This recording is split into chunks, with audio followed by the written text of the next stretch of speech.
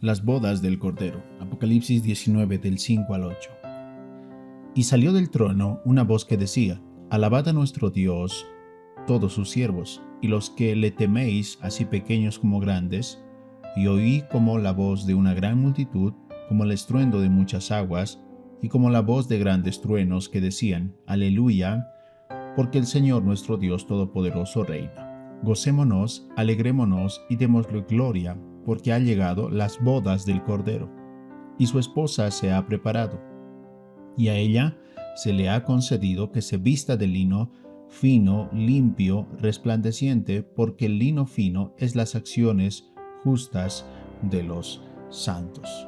En este video vamos a tocar el tema de las bodas del Cordero. Este es un tema complejo y generalmente un poco difícil de poder comprender, así que le recomendamos que usted pueda ver el video, pero también vaya cotejando y estudiando la palabra de Dios por cuenta propia, con la ayuda de los pasajes que nosotros vamos dejando aquí. Nosotros pasamos una triste situación en nuestro mundo. El 27 de marzo aseguran que un informe emitido el 2015 por el canal italiano de televisión RAI demuestra que el nuevo coronavirus fue creado en un laboratorio por el gobierno chino. El video, que ha circulado en otros idiomas, habla de científicos que fabricaron entonces una nueva versión híbrida de un coronavirus de murciélago en China. Se basó en un estudio publicado en la revista científica Nature. Estas son algunas de las teorías que están apareciendo en Internet. Y no solamente estas, sino también se está hablando de las vacunas. Las vacunas de COVID que se han puesto a millones de personas, por no decir casi todo el mundo. Muchas de ellas están causando problemas de salud. Ahora incluso los presidentes de las grandes farmacéuticas han admitido todo esto. Entonces, con las pandemias se busca un estado de pánico. También luego se acude a la solución, que son las vacunas. En 2009, sobre la gripe porcina, un periodista investigó que las vacunas estaban infectadas y que los ratones de laboratorio a los que se les aplicó murieron. Esto hace que seamos más vulnerables a los virus y a las enfermedades a futuro. Entonces debemos implementar una especie de vacuna chip para el control mundial de cada ciudadano. Nuestro sistema es precario. Entonces esto es lo que se está empezando a decir y es lo que va a suceder. Van a implementar un sistema, ya sea de chip, vacuna, tatuaje, etcétera, para el control mundial de cada ciudadano. La Biblia lo llama la marca de la bestia, la marca del anticristo. A Jesús muchas veces querían hacerlo rey, pero él siempre lo rechazó. Cuando Jesús estaba en este mundo cumpliendo su ministerio, siempre querían hacerlo rey, ¿no? Querían proclamarlo como rey. Muchos de ellos creían que Jesús vino a libertarles de los romanos en ese tiempo. Pero el trabajo de Jesús en la tierra durante esos años que ha estado ha sido un trabajo que quizás mucha gente no ha entendido a su tiempo. Mucho después sí. En Juan 17:16 dice: ellos no son del mundo, como tampoco yo soy del mundo. Entonces, cuando Jesús realiza esta oración, pide a Dios que guarde a las personas y dice: no son del mundo. En realidad nosotros, o nuestra morada, no está en este mundo, ¿no? Nosotros somos peregrinos o pasajeros de este mundo, que vamos a estar un tiempo y luego nos vamos a ir. Pero Jesús dice también algo interesante, dice: tampoco yo soy del mundo. Y esto nos remonta a la deidad de Cristo. El Señor Jesús obviamente ha nacido como un humano, un bebé en Belén, pero antes de eso el Señor Jesús ya existía. Por eso cuando le preguntan acerca de Abraham, le dice: ¿eres tú más grande que Abraham?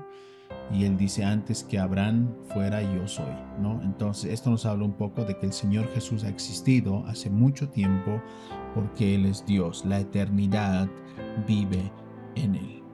La Biblia nos manda también que pongamos nuestra mirada en las cosas de arriba. Colosenses 3:2 dice: poner la mira en las cosas de arriba y no en las cosas de la tierra. Entonces esto nos manda que nosotros nos enfoquemos en las cosas de arriba, en las cosas que son eternas, en las cosas de Dios.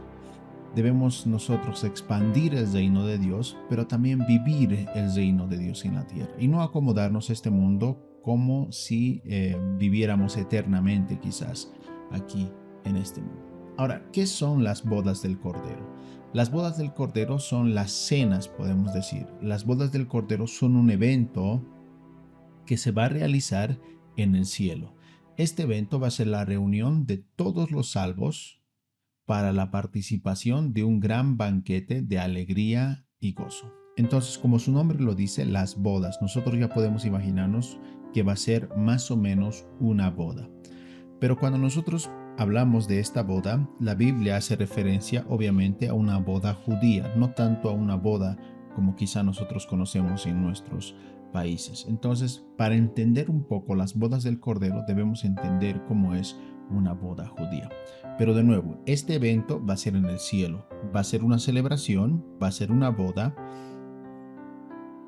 va a tener los elementos de una boda, pero no significa que el Señor va a tener como una novia femenina o algo así, o una esposa femenina, no, sino que la iglesia e Israel son la representación de esta boda. Entonces, la Biblia siempre usa, podemos decir, estos ejemplos, estas comparaciones, para que nosotros podamos entender un poco. Entonces, no sabemos todos los detalles de esta boda, sin embargo, sabemos lo que la Biblia nos menciona al respecto y vamos a estudiar justamente esto. Entonces, ¿cuándo van a ser las bodas? Las bodas del Cordero van a ser después del rapto de la iglesia y el tribunal de Cristo.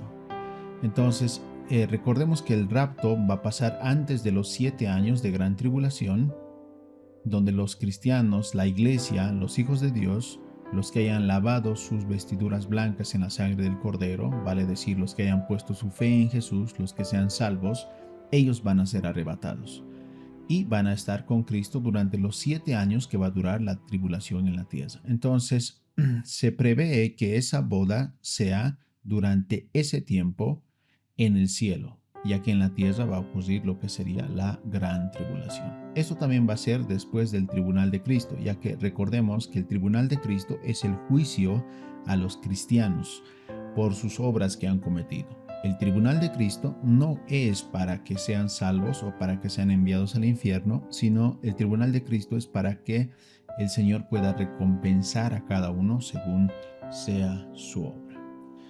La Biblia dice acerca de las bodas del Cordero que una gran multitud, la cual nadie podía contar, alababan a Jesús en el cielo. Esto está en Apocalipsis 1:9.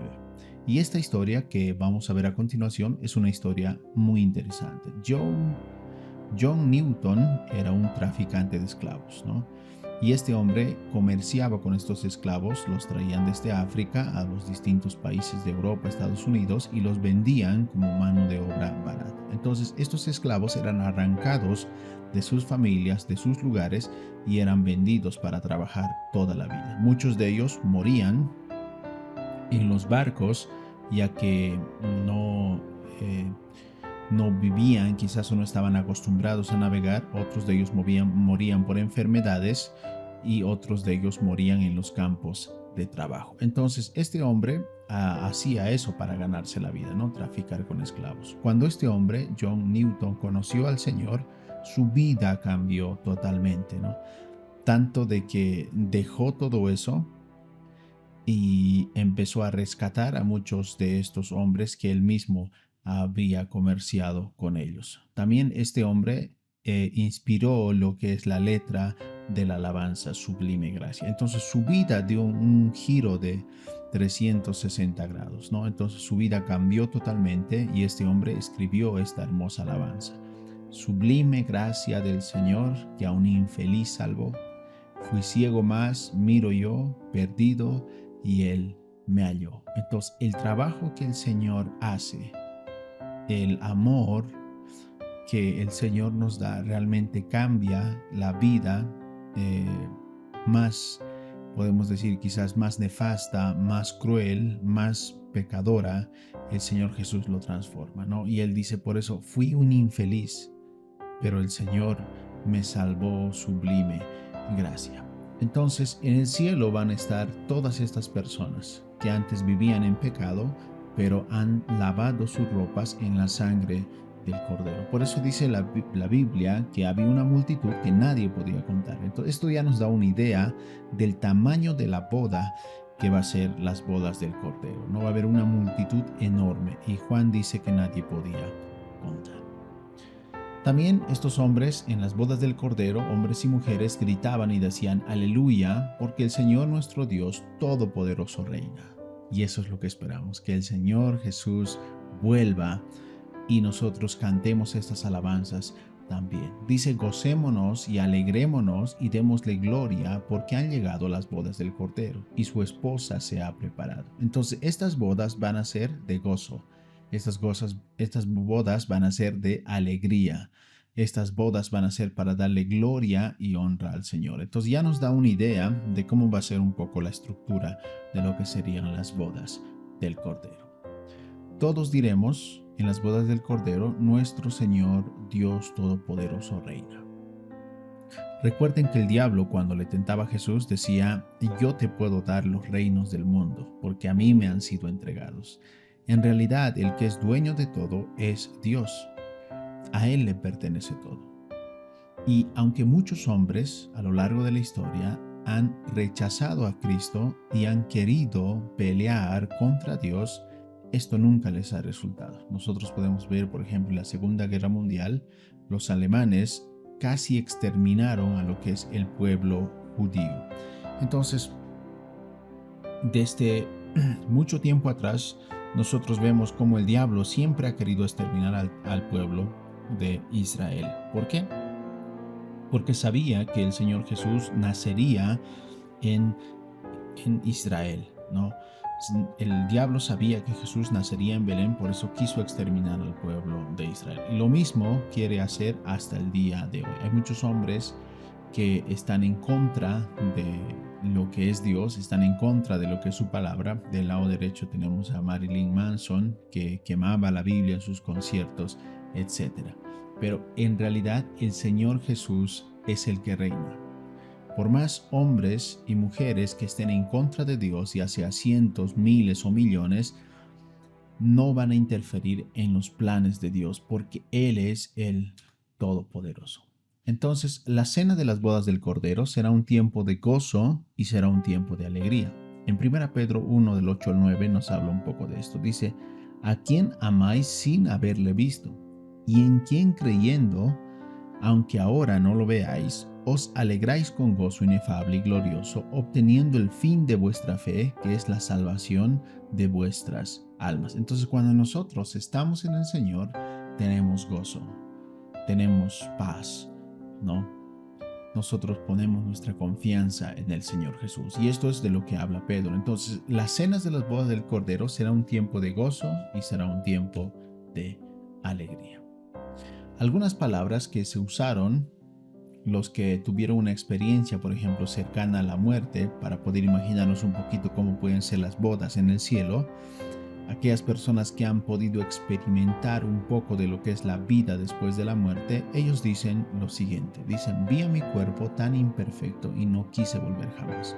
Entonces los que sufren estas experiencias cercanas a la muerte, ellos ven su cuerpo tan imperfecto, dice, y su alma es tan perfecta, ¿no? Y no quieren volver a su cuerpo. También ellos hablan y dicen que pude ver los colores más lindos que jamás vi en mi vida. Entonces, cuando las personas experimentan esto, pueden ver colores, ya sea flores, plantas, el cielo, el agua, etcétera. Pueden ver de unos colores brillantes como ellos nunca han visto en la tierra. También dicen, no sé cómo describirlo, pero sentía tanto amor y ese amor me abrazaba. Entonces muchos de ellos ven una luz, ¿no? Y la luz es como si les abrazara, sienten el amor de Dios y no quieren sentir otra cosa. También algunos dicen que me sentía tan feliz, todos mis problemas desaparecieron y una hermosa luz me rodeaba. Ahora en este mundo vivimos lleno de problemas, pero cuando estemos allá vamos a ver realmente el paraíso. Entonces estas bodas van a ser en el cielo, donde todo es perfecto, donde podemos ver a nuestro Señor, ¿no? Y vamos a disfrutar en un lugar donde no existe el mal, donde no existe el dolor, donde no vamos a llorar y vamos a disfrutar de ese tiempo con nuestro Señor de una gran cena. También la Biblia dice que todo está preparado para el banquete de bodas, ¿no? El Señor es un Dios de orden. El Señor es un Dios de tiempo. Él ha planificado un tiempo para la tierra y también tiene planificada lo que es esta boda. Entonces no crean que va a ser como algunas bodas que muchas veces se salen de control, se desordenan, etc. Esta boda va a ser una boda muy organizada porque el Señor lo hace todo perfecto. Dice también, llegó las bodas del Cordero y su esposa se ha preparado. El matrimonio siempre fue una representación del amor de Cristo. Entonces, si nosotros leemos la Biblia, vemos muchos ejemplos en los cuales Jesús habla y compara al amor de un esposo con su esposa, ¿no? Incluso los evangelios y los libros del Nuevo Testamento hablan de todo esto. Entonces, el matrimonio siempre es la representación del amor que tiene un esposo hacia su esposa. Y esta representación es el mismo que el que Cristo tiene hacia su esposa, ¿no? Hacia su novia, en este caso hacia su iglesia. Según la Biblia, se mencionan 3 personajes que van a participar en las bodas del Cordero. Primero, el novio. El segundo personaje que aparece es la novia, obviamente, y luego los invitados. Entonces, estos 3 personajes aparecen en lo que serían las bodas del Cordero y vamos a interpretar quiénes más o menos podrían ser. Antes de eso, nosotros debemos entender lo que son las bodas judías para poder comprender a qué es lo que se refieren estos 3 personajes. Entonces, la boda judía se dividía en distintas etapas. En la primera etapa, el joven debería ir a la casa de la dama, o sea, que el joven que se quería casar debería ir a la casa de la dama con una gran cantidad de dinero y con vino, y los padres discutían el precio, que generalmente eran 200 denarios. Convertido a nuestra moneda serían como $15,000. Después salía la novia y sellaban el acuerdo. Eso es lo que más o menos se hacía. Esa era la primera etapa. En la segunda etapa, que se denominaba los esposales, era desde el momento anterior hasta 12 meses. Era como si los dos estuvieran casados, pero no vivían juntos. En este periodo, la unión podía disolverse por causa de la infidelidad de la novia o del novio, y se preparaba para su papel de esposa, ¿no? En este caso, la novia se preparaba para su papel de esposa y el novio se preparaba un lugar para su novia. Entonces, en esta etapa de los esposales se dicen que estuvo tanto María como José, porque cuando María se embaraza por medio del Espíritu Santo, es ahí donde José piensa en dejarle, ¿no? Entonces dicen que estaban como en esta etapa porque José quería disolver como el matrimonio. Entonces José quería dejarle en secreto, no quería hacer público lo que sería como divorcio, ¿no? Pero entonces el ángel le aparece y le dice no, porque lo que es engendrado de ella es del Espíritu Santo. Entonces José toma a María como su esposa. Entonces esta etapa era importante. ¿Por qué? Porque la novia se preparaba para su papel de esposa y el novio preparaba un lugar para su novia, ¿no? Un lugar especial. Entonces aquí ya podemos ver algo de lo que la Biblia nos habla. Primero, la novia preparaba su papel como su esposa. Significa que nosotros debemos hacer lo que el Señor nos manda.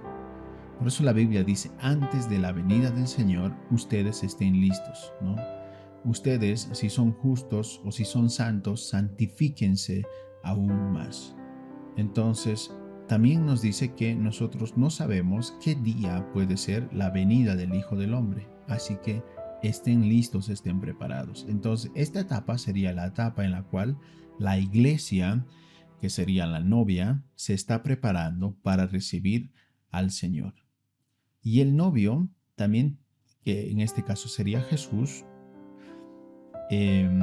fue al cielo a preparar un lugar para nosotros. Son las palabras de Jesús. Jesús dijo, voy pues a la casa de mi Padre a preparar un lugar para vosotros. Entonces, el Señor usó estos ejemplos para que la gente lo entienda. Y el pueblo de Israel, como estaba tan relacionado y sabía cómo funcionaban las bodas de ese tiempo, entendió perfectamente las palabras de Jesús. Para nosotros quizás es un poco más difícil comprender todo esto, porque las bodas de nosotros son diferentes, ¿no? Generalmente duran un día, no hay que hacer como todas estas ceremonias, sino hay que dividirlo como por etapas.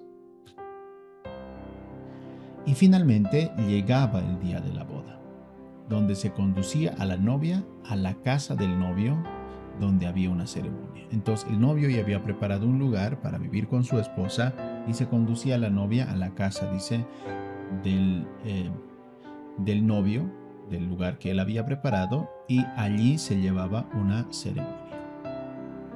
Después de eso, el novio tenía que venir a medianoche a la casa de la novia, con sus amigos y personas que anuncien su venida.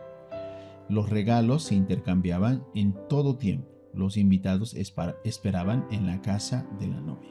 Entonces, y esto también es muy interesante porque el novio venía con sus amigos anunciando su venida, ¿no? Entonces los invitados estaban esperando en la casa de la novia y ellos estaban listos para recibir al novio. Entonces, en esta etapa del matrimonio, podemos decirlo, se lleva lo que es la parábola de las 10 vírgenes.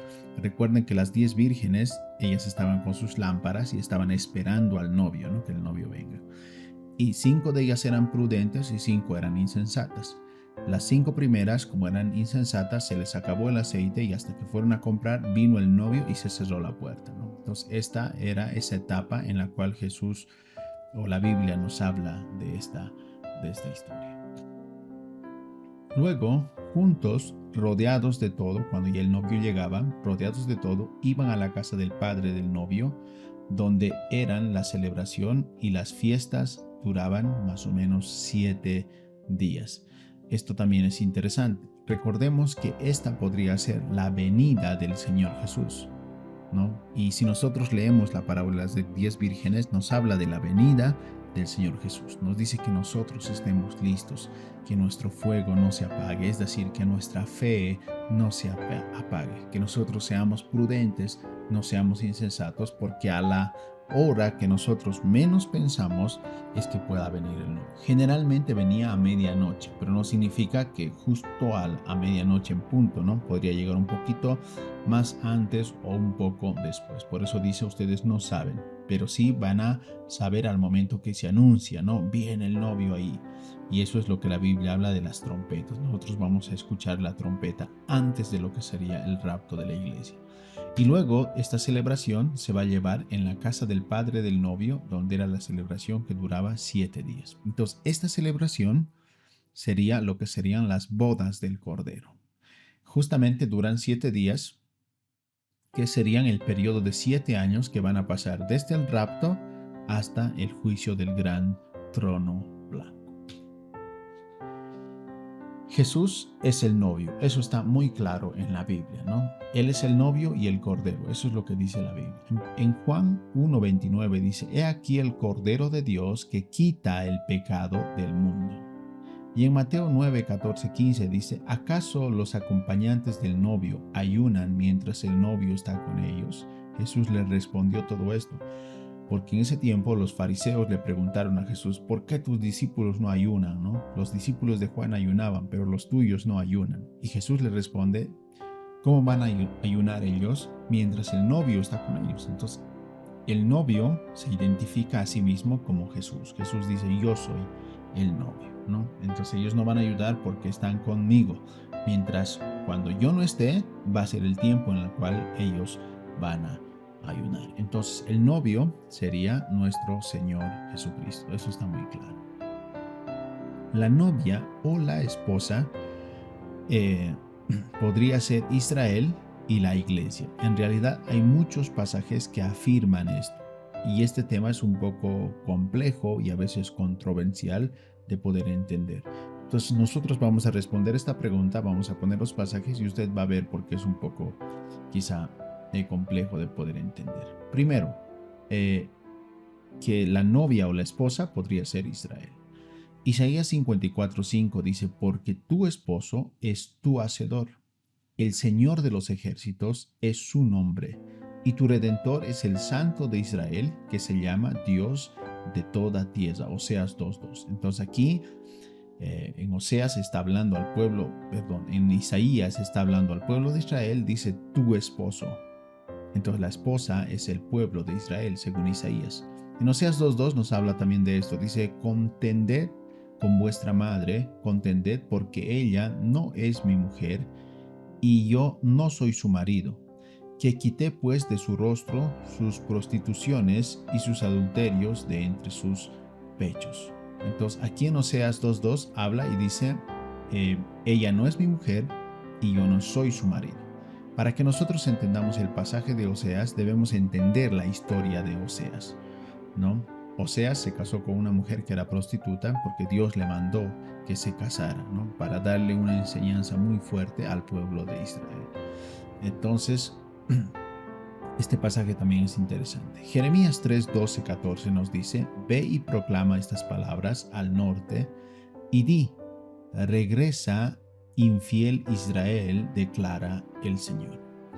Si nosotros conocemos la historia de Israel, Israel una cantidad enorme de veces ha sido infiel al Señor Jesús, desde la salida de Egipto. Muchos de ellos se trajeron dioses que eran egipcios. Aún después de ver los milagros que Dios hizo, como las plagas de Egipto, el cruce del Mar Rojo, etc., muchos de ellos siguieron pecando y siguieron prostituyéndose en pos de otros dioses. Es por eso que Dios los castigó, los hizo vagar por el desierto, etc. Entonces Israel siempre ha sido o ha tenido una relación con Dios de una manera no perfecta, de una manera no fiel, pero por parte de Israel. Oseas 2:14 también nos dice, por tanto, he aquí, la seduciré, la llevaré al desierto y le hablaré al corazón. Y en Isaías 54:6 nos dice, por un breve momento te abandoné, pero con gran compasión te recogeré. Entonces, todo nos indica que el pueblo de Israel ha sido infiel al Señor muchas veces, pero también el Señor cumple su promesa. La Biblia dice claramente, nosotros le somos infieles, pero Él permanece fiel. Ahora, ¿por qué decimos que también podría ser la iglesia? En Isaías 5:22-25 nos dice, porque el marido es la cabeza, en Efesios, nos dice, porque el marido es la cabeza de la mujer, así como Cristo es la cabeza de la iglesia. Así como Cristo amó a la iglesia y se entregó a sí mismo por ella. Entonces Cristo es la cabeza de la iglesia, así como el marido es la cabeza de la mujer. Entonces aquí la esposa sería la iglesia. En 2 Corintios 11:2 también nos dice, porque os celo con celo de Dios, pues os he desposado con un solo esposo para presentaros como una virgen pura a Cristo.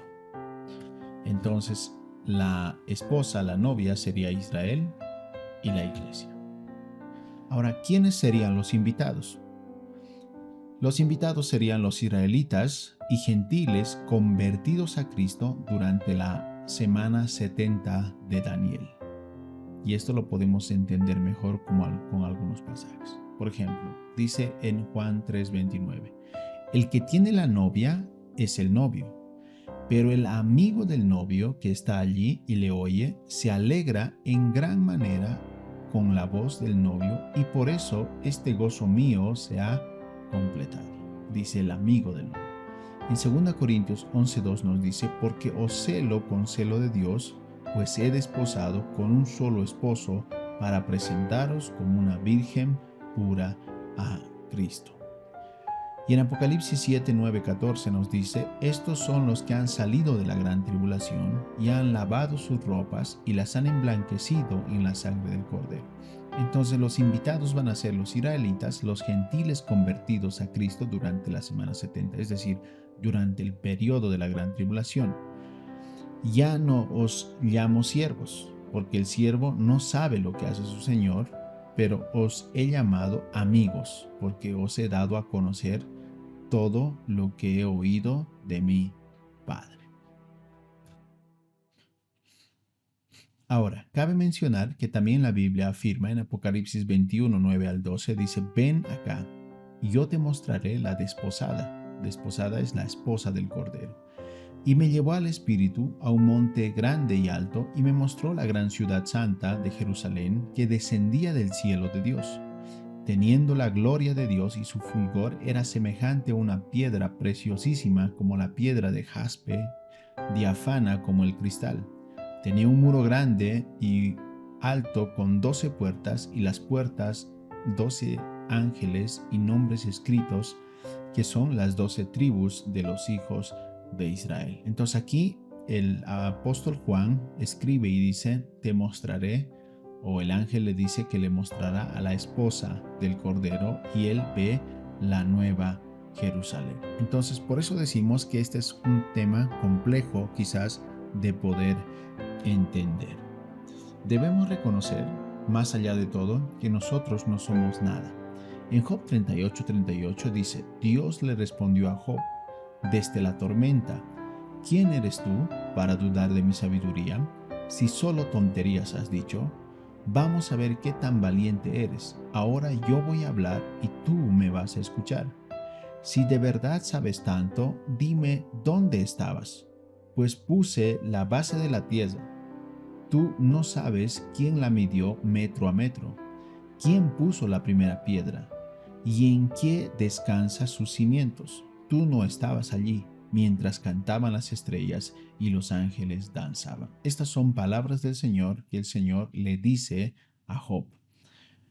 ¿Por qué? Porque Job estaba empezando a dudar de su sabiduría. Por eso dice, ¿quién eres tú para dudar de mi sabiduría si solo has dicho tonterías? Entonces, muchas veces nosotros tratamos de entender o tratamos de explicar quién es Dios y tratamos de explicar lo que es su plan. Es verdad que la Biblia es perfecta y se interpreta a sí misma, pero aún hay misterios que nosotros no podemos entender quizás a cabalidad. Incluso los apóstoles decían que si se escribieran todas las cosas que el Señor ha hecho, no caberían los libros de todo el mundo. Entonces, debemos entender que hay muchas cosas que nosotros no sabemos, pero en realidad la Biblia es la palabra de Dios. Lo que está allí es nuestra guía. Entonces, esto no es para confundir, sino es para que usted dedique más tiempo a estudiar, a entender, y va usted comprender mejor a cabalidad todo lo referente a este tema y a otros temas complejos. Nosotros debemos reconocer siempre nuestra humildad delante de Dios, decir, Señor, no lo sé todo. Señor, no entiendo quizás muchas cosas, pero Señor, si estoy contigo es suficiente. Si tú me has perdonado, si tú me has salvado, eso es todo, ¿no? Eso es suficiente quizá para mí. Voy a esforzarme para entender tu palabra. Ayúdame. La Biblia dice que el Espíritu Santo es el que nos va a guiar a toda verdad. Y cada uno de los que han aceptado a Jesús en su corazón tienen al Espíritu Santo que les va a guiar a toda verdad. Entonces, este sería más como un desafío. En 1 Juan 4:10 nos dice, en esto consiste el amor, no en que nosotros hayamos amado a Dios, sino en que Él nos amó primero a nosotros y envió a su Hijo en propiciación por nuestros pecados.